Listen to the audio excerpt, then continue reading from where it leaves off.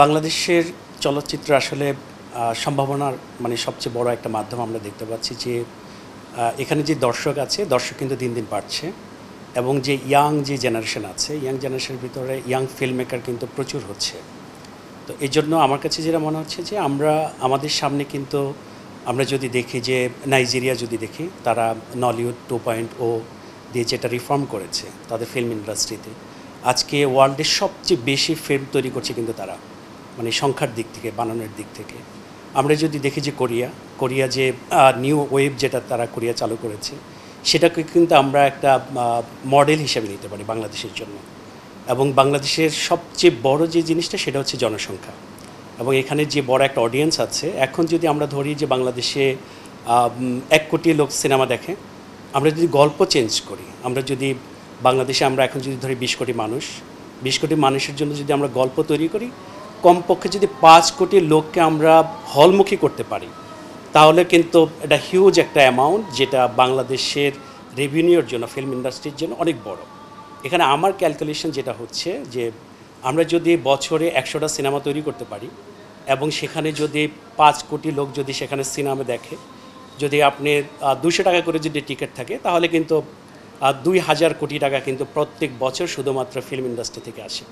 তো এটা অনেক বড় একটা সম্ভাবনাময় খাত। কারণ এখন আমরা যদি আমরা গার্মেন্টস ধরি, আমরা যদি মনে করি যে আমাদের ইনকামের যে বাংলাদেশের রেভিনিউ জেনারেট হবে হচ্ছে কৃষি থেকে, তার থেকে কিন্তু সবচেয়ে বড় যে মাধ্যমটা, এটা কিন্তু আমরা ভুলে যাচ্ছি, যেমন ফিল্ম ইন্ডাস্ট্রি।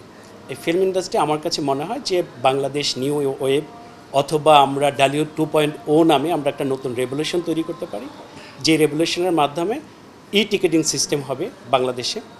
টিকেটিং সিস্টেম যখন আসবে, একটা সেন্ট্রাল সার্ভার যখন থাকবে, প্রডিউসার ফিল্মে যে লগ্নি করবে সেই টাকা কিন্তু উঠে আসতেছে, সে বুঝতে পারতেছে তার কোন জেলায় কতগুলো টিকিট বিক্রি হচ্ছে। গভর্নমেন্ট যেটা সুবিধা পাচ্ছে, গভর্নমেন্ট যে ট্যাক্স, এন্টারটেইনমেন্টের জন্য যে ট্যাক্স, সেই ট্যাক্স কিন্তু গভর্নমেন্ট সার্ভারে পেয়ে যাচ্ছে। মানে সরকার থেকে শুরু করে প্রডিউসার, ডিরেক্টর, আর্টিস্ট, সবার জন্য কিন্তু সবচেয়ে সুন্দর একটা সিস্টেম টিকেটিং সিস্টেম। এখনও যদি আমরা যে আধুনিক জায়গায় যেখানে আছি, যে আমরা যদি দেখি যে অন্যান্য কান্ট্রিগুলো, সেটা কিন্তু তারা করছে।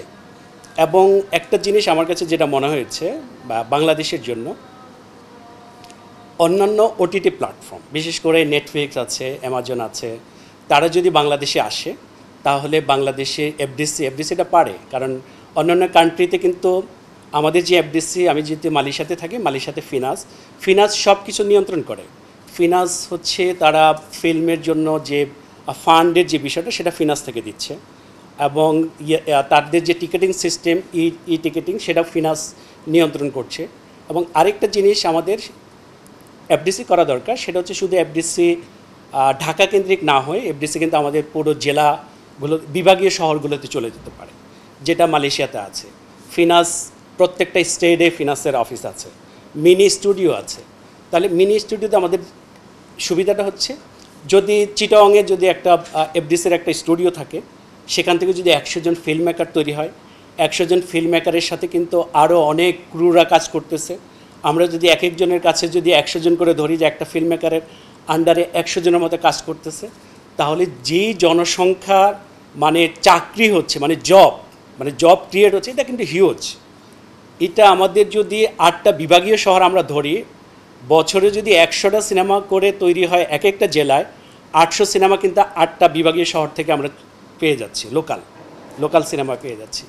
এর জন্য আমার কাছে মনে হচ্ছে যে বাংলাদেশের ফিল্ম ইন্ডাস্ট্রি, মানে এখান থেকে যে রেভিনিউ আসবে, মানে সরকার যদি ভালোভাবে দৃষ্টি দেয়, মানে কল্পনাই করা যাবে না যে কত হাজার কোটি টাকা এই শুধুমাত্র ফিল্ম ইন্ডাস্ট্রি থেকে রেভিনিউ আসে।